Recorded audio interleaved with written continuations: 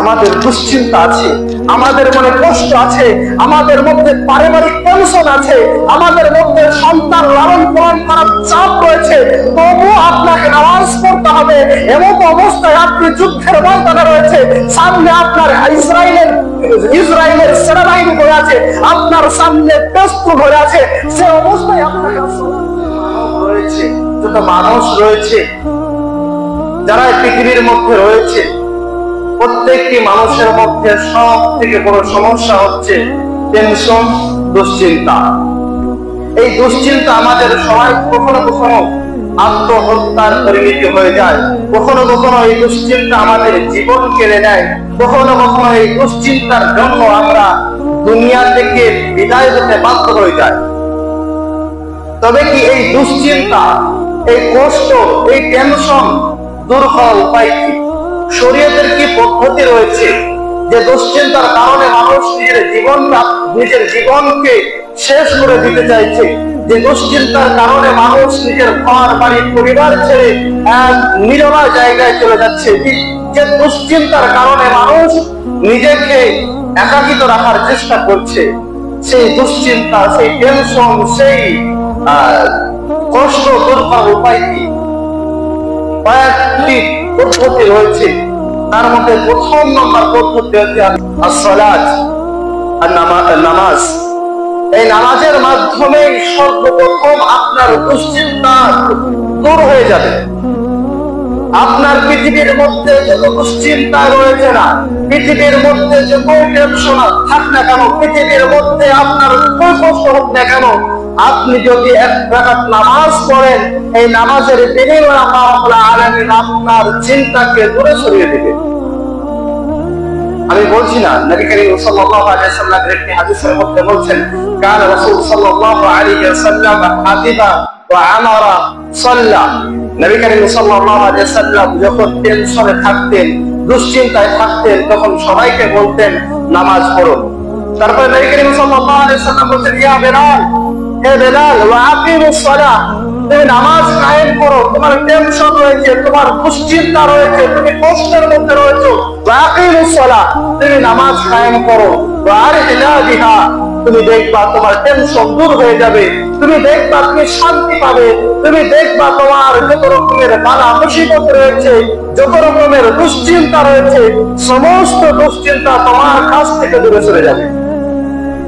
নবী করিম সাল্লাল্লাহু আলাইহি সাল্লাম বেলাল রাদিয়াল্লাহু তাআলা আনহুকে বললেন যে বেলাল এক জামানায় সব থেকে বেশি দুশ্চিন্তার মধ্যে ছিল, যে বেলাল ইসলাম গ্রহণ করার পরে তার বুকে পাথর চাপিয়ে রাখা হয়েছিল, যে বেলাল রাদিয়াল্লাহু তাআলা নিয়ত সব সময় তিনি জালিমের হাতে সব সময় তিনি অত্যাচারিত হয়েছিলেন, সেই বেলালকে আল্লাহ রাব্বুল আলামিন নবী হযরত মুহাম্মদ সাল্লাল্লাহু আলাইহি ওয়াসাল্লাম প্রশান্তি দেওয়ার জন্য বলছেন, ইয়া বেলাল, হে বেলাল, ওয়াকিমুস সালাহ, তোমাকে কিছু করতে হবে না, তুমি শুধুমাত্র নামাজ পড়ো, শুধুমাত্র তুমি নামাজ কায়েম করো।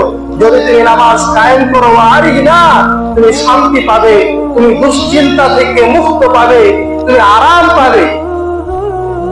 কিন্তু আমরা দুশ্চিন্তা হলে আমাদের হাতে উঠে যাবে মদের বোতল, আমাদের কাছে যদি টেনশন থাকে আমাদের হাতে উঠে যাবে বিড়ি সিগারেটের বোতল, বিড়ি সিগারেটের মতন না, খারাপ জিনিস।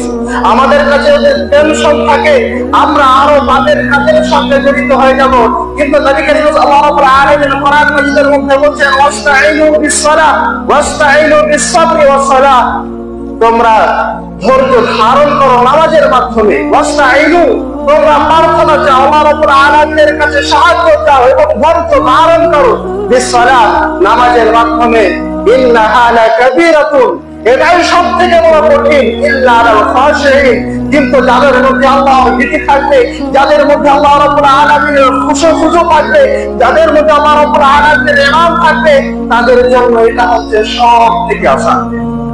আল্লাহ রাব্বুল আলামিন কোরআন মাজিদের মধ্যে বলে দিলেন, ওয়াস্তাঈনু বিস-সাবরি ওয়াস-সালাহ, তুমি নামাজ প্রতিষ্ঠিত করো, তুমি নামাজ প্রতিষ্ঠিত করো, ধৈর্য ধারণ করো এবং আল্লাহ রাব্বুল আলামিনের কাছে প্রার্থনা চাও। ইন্নাহা লাকাবীরাতুন, এটা সবথেকে বড় কঠিন জিনিস। দেখেন বর্তমান সমাজে সব থেকে বড় কঠিন জিনিস যদি হয়ে থাকে কারোর কাছে, সেটা হচ্ছে সালাত, নামাজ। নামাজের থেকে বড় কঠিন জিনিস আর কারণ আছে নেই।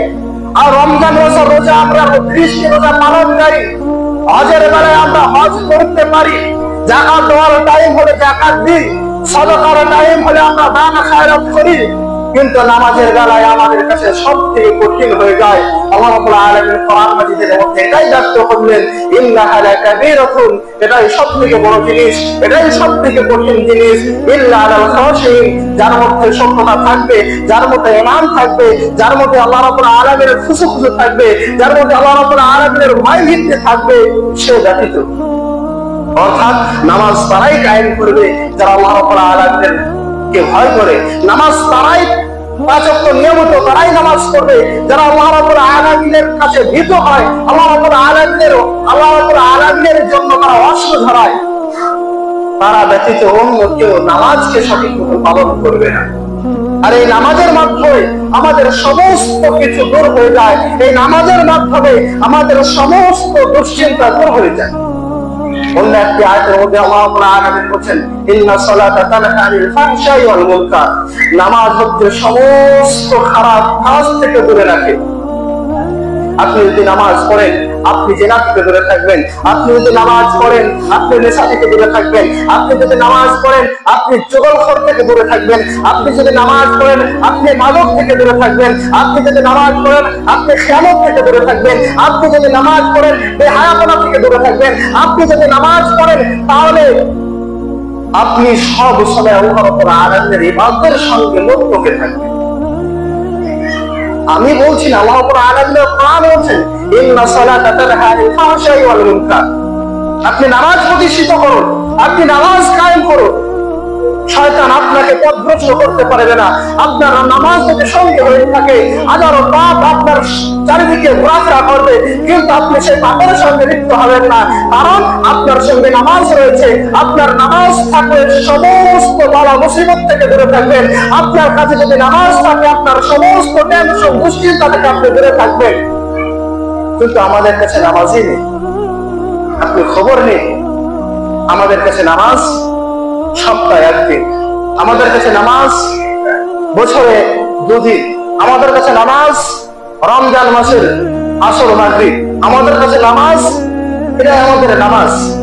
মা ও বোনেরা, আমরা নামাজের ফাঁকিবাজ খুবই, আমরা নামাজ পড়তে চাই না, অথচ নবী করিম সাল্লাল্লাহু আলাইহি সাল্লাম মৃত্যুর প্রান্তরে দাঁড়িয়ে আছে। মা আয়েশা রাদিয়াল্লাহু তাআলা আনহা জানের মধ্যে তার জান খানে রয়ে আছে, আজরাইল আলাইহিস সালাম তার আশেপাশে ঘুরছে, জানটা চলে যাবে। এমন অবস্থায় নবী করিম সাল্লাল্লাহু আলাইহি সাল্লাম নিজের উম্মতকে একটি কথা দিয়েছিলেন, হে উম্মত তোমরা নামাজ পড়ো। আর সালাত মৃত্যুর টাইমে, জান যাওয়ার টাইমে তারা মিলাদের কথা বলেনি, জান যাওয়ার টাইমে তারা আইলা মুহাম্মাদের জন্য আন্দোলন করার কথা বলেনি, তারা এই জান যাওয়ার টাইমে তারা অন্যান্য কথা বলেনি। নবী করিম সাল্লাল্লাহু আলাইহি সাল্লাম একটি কথাই বলছেন, আর সালাত তোমরা নামাজকে প্রতিষ্ঠিত করো, তোমরা নামাজকে ধরো। আমি আজ পৃথিবী থেকে বিদায় নিয়ে নিচ্ছি, কিন্তু হে আমার উম্মত তোমরা এই নামাজকে আঁকড়ে ধরো। এই নামাজ সমস্ত কাজ থেকে তোমাকে বিরত রাখবে, এই নামাজ তোমাকে সমস্ত পাপ থেকে বিরত রাখবে, এই নামাজ তোমাকে সমস্ত বুরাই থেকে খারাপ থেকে দূরে রাখবে, এই নামাজ তোমার জান্নাতের চাবি হবে, এই নামাজ তোমার জাহান্নাম থেকে মুক্ত রাখবে, এই নামাজ তোমার পুরসিরাতের পার করার চাবিকাঠি হবে। কিন্তু আমরা মুসল্লি এই নামাজকে ছেড়ে দিয়েছি, আমরা মুমিন এই নামাজকে ছেড়ে দিয়েছি, আমরা মুসল্লি, আমরা মুসলিম এই নামাজকে পরিত্যাগ করেছি, আমরা নামাজ পড়ি না। আমরা কিভাবে সেদিন জান্নাত পাওয়ার আশা রাখছি? আমাদের দুশ্চিন্তা আছে, আমাদের মনে কষ্ট আছে, আমাদের মধ্যে পারিবারিক টেনশন আছে, আমাদের মধ্যে সন্তান লালন পালন করার চাপ রয়েছে, তবু আপনাকে নামাজ পড়তে হবে। এমন অবস্থায় আপনি যুদ্ধের ময়দানে রয়েছে, সামনে আপনার ইসরায়েলের সেনাবাহিনী ধরে আছে, আপনার সামনে প্রস্তুত হয়ে আছে, সে অবস্থায় আপনাকে সালাত নামাজ প্রতিষ্ঠিত করতে হবে। কিন্তু আমরা নামাজ সুস্থ রয়েছি, হাইয়া আলাস সালাহ, হাইয়া আলাল ফালাহ, মাইকের আওয়াজ আপনার কানে যাচ্ছে, এক হাতে আপনার চায়ের কাপ, অন্য হাতে সিগারেট, আজান দিচ্ছে আপনি সিগারেট পান করছেন, আজান দিচ্ছে আপনি চায়ের দোকানে টিকির আড্ডায় মুক্ত রয়েছেন, আজান দিয়েছে আপনি ক্রিকেট খেলার মুক্ত রয়েছেন, আজান দিয়েছে আপনি তাস মদ জুয়ার আড্ডায় বসে আছেন। আর আপনি নিজেকে বলেন আমি মুহাম্মদের উম্মত। আপনি নিজেকে বলেন আমার নবীর নামে যদি কেউ বাজে কথা বলে আমি সহ্য করতে পারবো না। আপনি নিজেকে দাবি করেন আপনি স্ট্যাটাস লাগান আই লাভ মুহাম্মদ, কিন্তু নবী করিম সাল্লাল্লাহু আলাইহি ওয়াসাল্লাম মৃত্যু যাওয়ার আগে যে কথাটা বলেছিল যে আমার উম্মতিরা তোমরা নামাজ ত্যাগ করো না, তোমরা নামাজ পড়ো। কিন্তু আমরা মুসলিম, আমরা আন্দোলন করতে পারি, আমরা মুসলিম, এর জন্য আমরা জীবন দিতে পারি, আমরা মুসলিম। নবী করিম সাল্লাল্লাহু আলাইহি ওয়াসাল্লামের নামের বেয়াদবি করতে আমাদের রক্তকে কখনোই প্রশ্রয় দিই না, কিন্তু নবী করিম সাল্লাল্লাহু আলাইহি ওয়াসাল্লামের এই কথার প্রতি কেন আমাদের আমল নেই? আমাদের কেন আমল নেই যে নবী করিম সাল্লাল্লাহু আলাইহি ওয়াসাল্লামের শানের জন্য আমাদের জান কিঞ্চিত পরিমাণ দোহাই যায় না? সেই নবী করিম সাল্লাল্লাহু আলাইহি ওয়াসাল্লামকে এতটাই আমরা ভালোবাসি, কিন্তু নামাজের জন্য নবী করিম সাল্লাল্লাহু আলাইহি ওয়াসাল্লামের ভালোবাসা কোথায় গেল? নবী করিম সাল্লাল্লাহু আলাইহি ওয়াসাল্লাম নামাজ বলছেন, তবু আমরা নামাজ পড়ছি না।